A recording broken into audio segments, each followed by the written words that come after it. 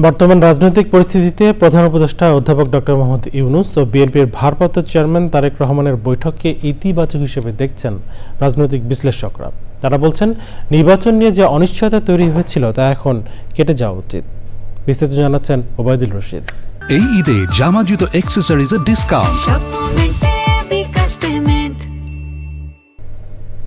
প্রধান উপদেষ্টা প্রফেসর মোহাম্মদ ইউনূস এবং বিএনপির ভারপ্রাপ্ত চেয়ারপারসন তারেক রহমানের বৈঠক শেষে জানা গেছে, রোজার আগে জাতীয় নির্বাচন আয়োজনে তারেক রহমানের প্রস্তাবের পরিপ্রেক্ষিতে সংস্কার, বিচার ও সব প্রস্তুতি শেষ করা গেলে রমজান শুরু হওয়ার আগের সপ্তাহে নির্বাচন হতে পারে বলে জানিয়েছেন প্রধান উপদেষ্টা।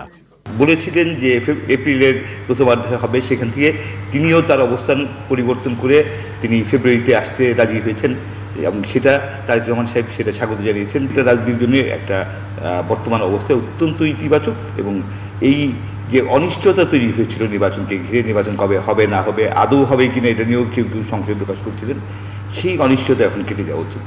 ঐক্যমতের ভিত্তিতেই জুলাই সনদ ও সংস্কার করতে হবে বলে যৌথ ব্রিফিংয়ে বিএনপি তাদের অবস্থান তুলে ধরে। নিঃসন্দেহে বাংলাদেশের সব মানুষই গণতন্ত্র চান, তো গণতন্ত্রের জন্যে এখন থেকেই নির্বাচনের উপযোগী পরিবেশ গড়ে তোলা, সংস্কার কার্যক্রমগুলো দ্রুত এগিয়ে নেওয়া, বিচারের প্রক্রিয়া নিঃসন্দেহে আইনগত বিষয়, সেটা আইনের স্বাভাবিক প্রক্রিয়ায় চলবে, সেটাকে কোনো রকম কেউ যাতে হস্তক্ষেপ না করে এবং সুন্দরভাবে যদি বিচার প্রক্রিয়া এগিয়ে যায়, সেটাতে আমরা মনে করি যে এটা খুবই যৌক্তিক।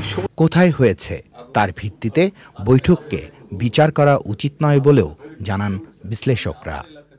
Obaidul Rashid, channel I, Dhaka.